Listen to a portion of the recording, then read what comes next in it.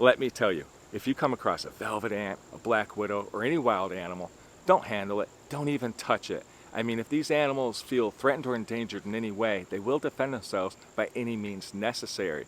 In some cases, that could put you in a world of hurt, but in other cases, it could land you in a hospital or even steal your life. Not to mention the fact that it can endanger the health and well-being of the animal itself. So please, I'm a naturalist. I understand the body language and the cues and the dangers involved. I've been doing this stuff most of my life. Don't attempt to duplicate anything you see me doing on my channel or in any of my videos. Consider yourself warned.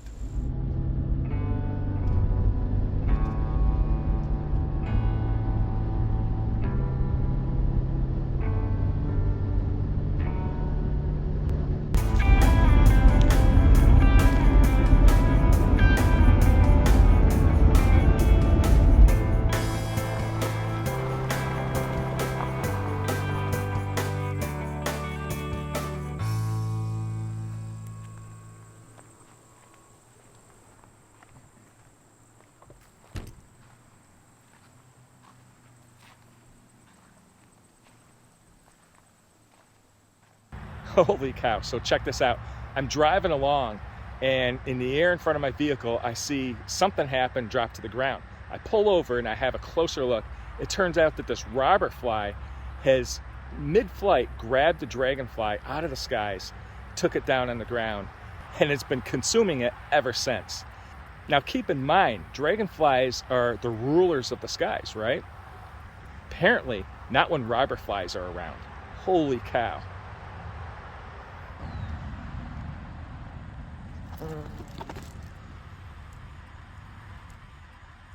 A few minutes later. How y'all doing? I'm Chris Egnoto. You are watching Nature Here Now. And let me tell you, it's 85 degrees today. It's kind of a cooler day compared to what it's been lately. And I'm finding all sorts of stuff. A bunch of velvet ants, giant robber fly that took out a dragonfly. I'm finding male velvet ants.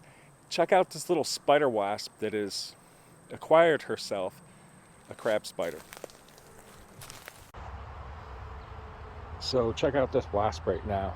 She's basically, cutting off the legs of the spider so that she could store the spider in her larder, because the world of entomology isn't morbid enough. They're often so focused on what they're doing that, they don't even care if you interact with them.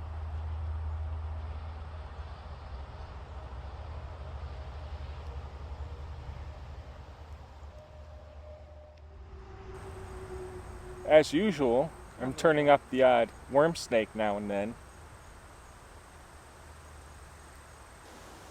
These are always a fun find because they usually kind of wrap around your fingers like really tight as if you're a tree branch or something. And then they kind of try and burrow their head between your fingers, to escape or something.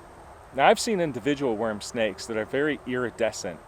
They're just covered in rainbows, a whole lot like an earthworm. This is a fossorial species, so you don't usually see them unless you're looking under debris such as, leaves and logs and rocks and, the usual thing. Completely harmless species of snake, and I'm sure you can imagine they're often mistaken for worms as they make their terrestrial vanishing act. Now, one of my goals this trip is to find several species of velvet ant. Normally, in the warmer months, I can definitely find one or two species very frequently, but there's a species I've been waiting for, the biggest species, which is this bright, brilliant red or scarlet with some nice black spots on the abdomen. It's a little late in the day.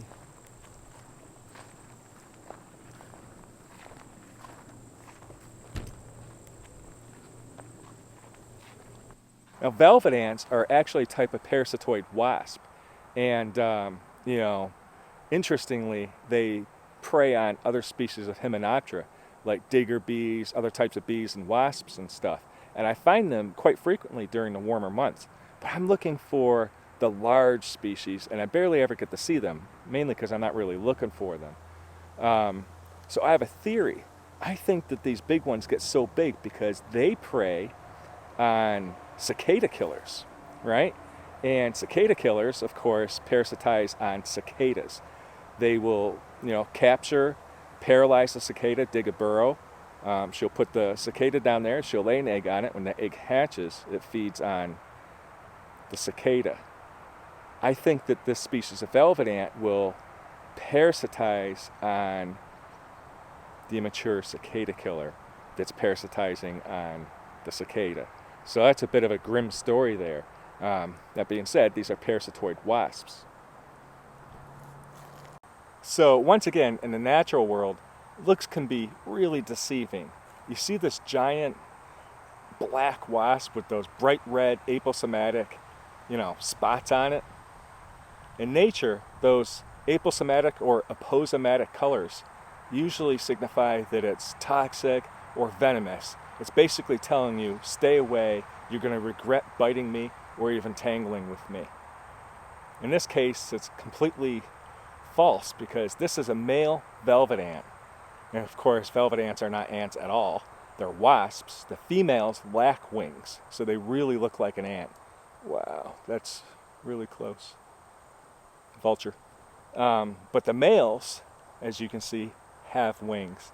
But being male Hymenoptera, bees, wasps, all those things, the males lack the sting altogether. The stinger is just a modified ovipositor, an egg-laying apparatus. And the females have a venom gland associated with it, so you get that powerful sting. The males, they don't have any of that anatomy. Really cool. Now, if you listen closely, you might hear a little bit of stridulating going on. Never mind.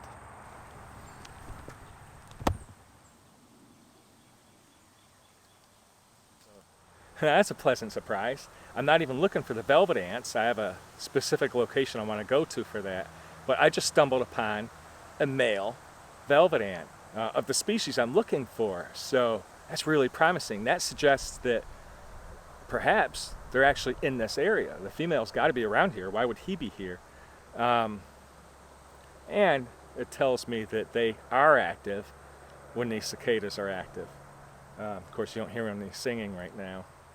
But I'm going to head over to a location that's about half a mile from here of where I actually think I'm going to find some female velvet ants, the ones I'm looking for. What is that? I don't know what that is. Very interesting.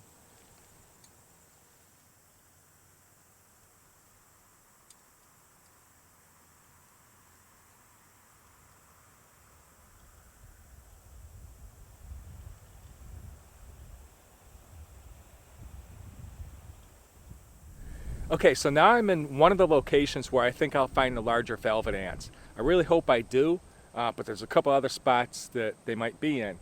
But the main reason being, I've got mostly evergreens, but some deciduous trees, around me, which is pretty good for the cicadas. And if there's cicadas around, there should be some cicada killers. I saw one earlier today, but I'm not really hearing any cicadas either.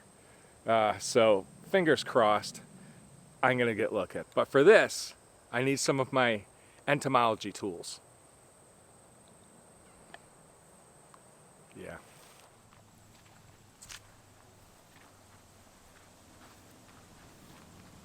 That's one of the smaller species, right there. Tiny. Now, even though this species is rather small, they still pack quite the punch. It's a number 3 on the Schmidt Pain Index, and it only goes up to 4. Velvet ants, or the Mutilidae family, are the second most powerful sting in North America. The first, of course, being the tarantula hawks. Definitely don't want to get tagged by one of those. I don't really want to get tagged by one of these either. Oh my God, I see one right over there. Okay, so I definitely see one. It's one of the large ones. It's bright red. I can see her from here. Another reason why I'm looking in this area is they're a lot easier to find on the white sand. So I usually go along the trails like this or the fire breaks, and it's much easier to find them. She's still there. Let's go see her.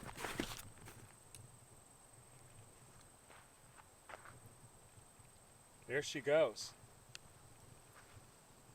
Oh, I wish she'd hold still for a minute.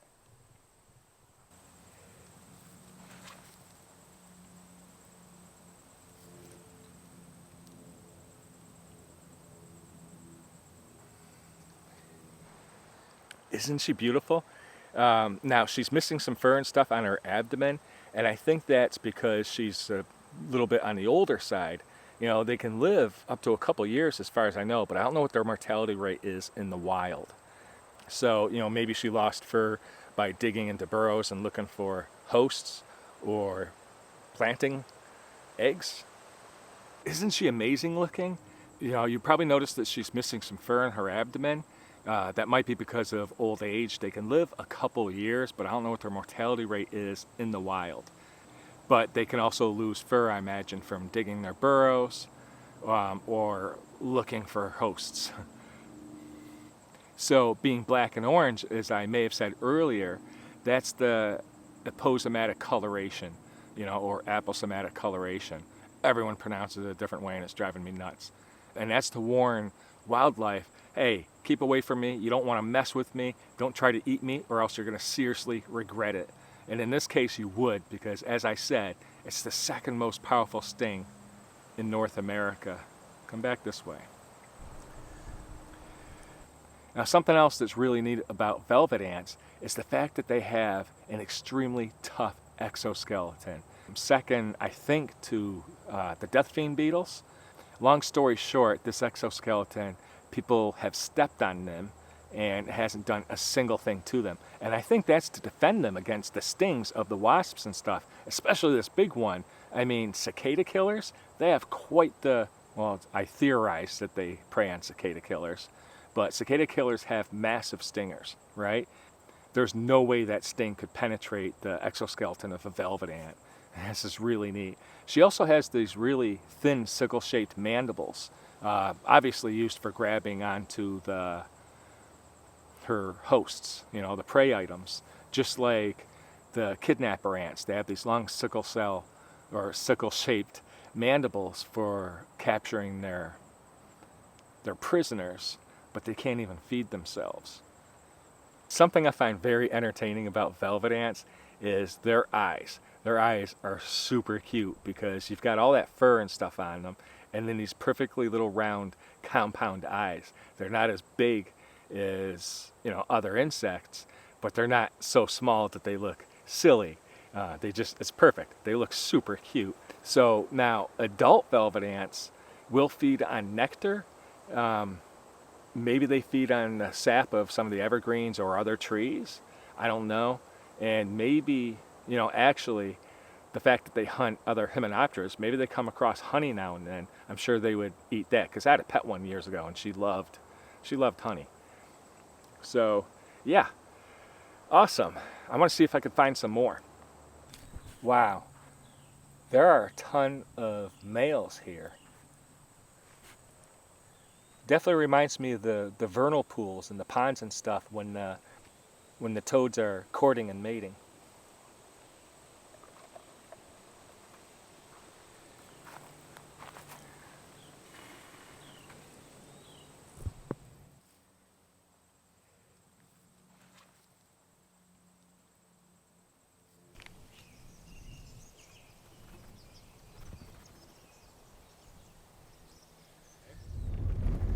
So, quick note. I'm heading to a different location. I'm sure you can figure that out. And I'm not going to film the sunset this time. So it'll probably wind up being like the most amazing sunset. It's probably going to be almost dark when I get there. I'm going to set up some light traps. Well, actually, I'm going to set up one light trap with one of my UV lamps with the higher wavelength and a sheet. So hopefully we'll get some cool stuff. We as in me and you. Okay, so I got my light trap set up. I'm about to turn it on and stuff, and then I'll walk around and explore for a while. Usually stuff shows up after it's been on for like at least 40 minutes. And then lately I've noticed things get a lot better when it's close to midnight, except by that point it might be raining.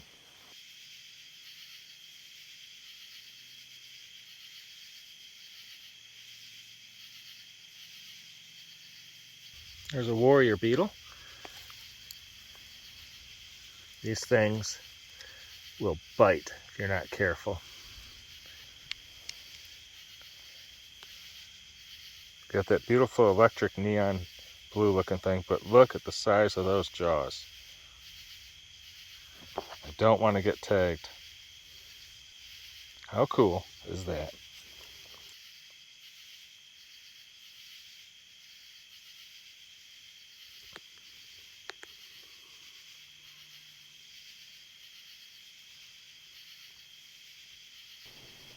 That's a... Don't you do that, honey. She thought that I was an insect because I wasn't touching hard. You know, I was touching lightly. If you touch hard, they're definitely not going to run after you. She's got a pine needle right on her eyes. Now, there's a Baltimoreana, but it's a real small one. This one's still, you know, got a lot of growing to do. Now, there's a bigger Baltimoreana, but still not... What are these spiders doing tonight? I guess I'm touching the ground too lightly. And they think I'm food. But check out her face. Let's see if I can get this. She turned, so I can't get the shot I want, but I want to find a bigger one. So, by the way, I can feel a shift in the wind now, and so I definitely think there might be some precipitation. I also hope to hear the coyotes. Last time I didn't hear any. In fact, the last 2 times I was out here, I don't think I heard any coyotes. It's always cool when you're camping.